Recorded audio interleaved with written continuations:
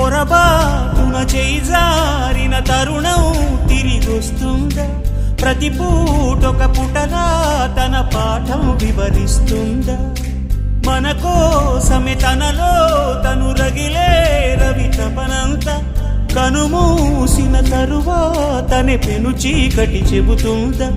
కడతేరని పయనాలెన్ని, పడదోసిన ప్రణయాలెన్ని అని తిరగే ఛాయా చరిత పుటలు, వెను చూడక ఉరికే కథలు, తమ ముందు తరాలకు స్మృతుల చితులు అందించాలా ప్రేమికులు.